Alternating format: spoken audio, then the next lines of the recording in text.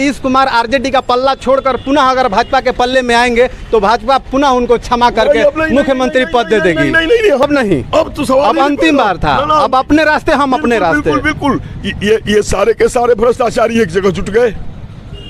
लोगों का मानना है कि अगर भाजपा महाराष्ट्र में खेला कर सकती है, गोवा में खेला कर सकती है, मध्य प्रदेश में खेला कर सकती है, तो बिहार में नीतीश कुमार काहे नहीं खेला कर सकते हैं। इस समय देश आज़ादी का 75वां अमृत महोत्सव मना रहा है और इसी सिलसिले में बक्सर जिले के 199 ब्रह्मपुर विधानसभा क्षेत्र में और इस यहाँ पर आज़ादी के अमृत महोत्सव के तदोपरांत हर घर तिरंगा यात्रा के दौरान सिमरी प्रखंड में भी तिरंगा फहराया गया और यहाँ के क्षेत्रीय नेता सत्येंद्र कुंवर जी हैं जो इसकी अगुवाई कर रहे थे।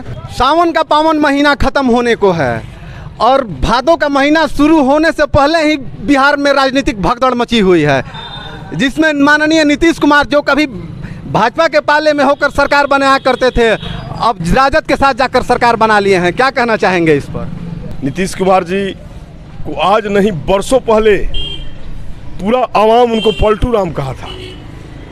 एवं जिसके साथ वो गए हैं सरकार बनाने, उस व्यक्ति ने चिल्ला चिल्ला के पूरे देश में उनको पलटू राम कहा। किसी जमाने में भाजपा भी उनको पलटू राम कहा करती थी। बिल्कुल आपने ठीक कहा, लेकिन ये भाजपा है ना, ये हिंदुस्तान और दुनिया की सबसे बड़ी पार्टी है। भाजपा संस्कार से सराबोर है।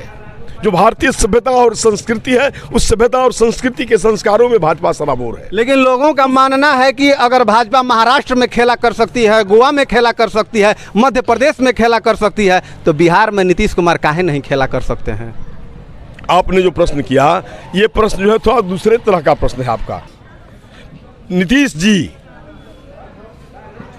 हमारे साथ चुनाव लड़े जी, बिल्कुल, और इनको कम सीटें आई, उसके बाद भी हमारा प्रधानमंत्री, भारत का प्रधानमंत्री, और आज जिसे दुनिया का चहेता है, वह प्रधानमंत्री के निर्देश पर इनको हमने मालिक बनाया, इनको हमने मुख्यमंत्री की कुर्सी दी। लेकिन इसमें गलती तो हम भाजपा को मानेंगे कि 35 विधायक होकर के आपने मुख्यमंत्री का पद उनको दे दिया और आप 77 होकर के मुख्यमंत्री पद पर काबिज नहीं हो पाए, और वहीं गलती राजद भी की।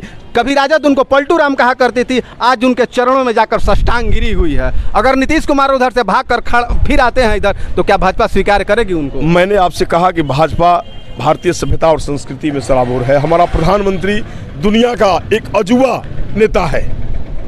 वो राम और कृष्ण के दर्शन में उसने कहा कि बच्चा है नीतीश, गलती कर दिया, इसको एक बार क्षमा कर दो। हमने उसे क्षमा किया था और क्षमा करके पुनः उनको मुख्यमंत्री की कुर्सी पर मैंने आसीन की थी। चूंकि क्षमा विरस्त आभूषणम, क्षमा वीरों का गहना है, और भारत भूमि की पहली परिकल्पना में क्षमा आता है, क्षमादान आता है। क्षमा सोवती उस भुजंग को जिसके पास गरल हो, उसको क्या जो दंतहीन विस्रहित विनीत सरल हो। मैंने उन्हें क्षमा दिया, उन्होंने गलती मेरे साथ की थी। तो कहने का मतलब यह है कि अगर नीतीश कुमार आरजेडी का पल्ला छोड़कर पुनः अगर भाजपा के पल्ले में आएंगे तो भाजपा पुनः उनको क्षमा करके मुख्यमंत्री पद दे देगी। नहीं, हम क्षमा करते हैं। हमने तो कहा आपसे कि क्षमा करते हैं, एक बार करते हैं, 2 बार करते हैं, बार बार हम क्षमा नहीं करते। मतलब अब नहीं, अब तो सवाल, अब अंतिम बार था, अब अपने रास्ते हम अपने रास्ते। बिल्कुल। अब तो देश आज़ादी का 75वां अमृत महोत्सव मनाने में सराबोर है और हर घर पे तिरंगा फहराने का हमारे माननीय मोदी जी ने आग्रह किया है लोगों से, जिसमें विपक्ष की जो भूमिका है, वो विपक्ष कह रहे हैं कि हम अपने घरों पर झंडा इसलिए नहीं फहराएंगे क्योंकि हम तिरंगे का सम्मान अपने दिल में करते हैं। इस पर क्या कहना चाहेंगे? ये जितने चोर चाटुकार और भ्रष्टाचारी नेता इस देश में हैं, उनको ये बातें पच नहीं रही है। जैसा कि अभी मात्र 3 महीना पहले इसी शाहबाद की धरती पर पूरी दुनिया में तिरंगा के मामले में, राष्ट्र के मामले में पाकिस्तान का नाम 1 नंबर पे था। हमने इसी शाहबाद की धरती पे जगदीशपुर में वीर कुंवर सिंह का विजय उत्सव मनाया 2 महीना पहले, और उसमें हमारे गृह मंत्री जी आए और हमने झंडा फहराया। 1 लाख झंडा हमने फहराया, और विश्व में जो पाकिस्तान का रिकॉर्ड है उसको हमने ध्वस्त किया, और वहाँ भारत का नाम लिखा गया, 16 अक्षरों में लिखा गया गिनीज बुक में।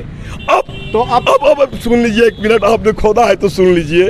अब हम पूरी दुनिया में उस झंडा को फहरा के 1 नंबर पे तो आ चुके हैं। मान मर्यादा, संस्कार, सभ्यता और संस्कृति को लेकर हम पूरी दुनिया में इस 14-15 अगस्त को झंडा फहरा के भारत को विश्व गुरु बना के मानेंगे। ऐसे जालसाजों और ऐसे भ्रष्टाचारियों से हम लोगों के ऊपर कोई असर होने वाला नहीं है। ऐसे पलटूराम वाले कदम से हम रुकने वाले नहीं हैं।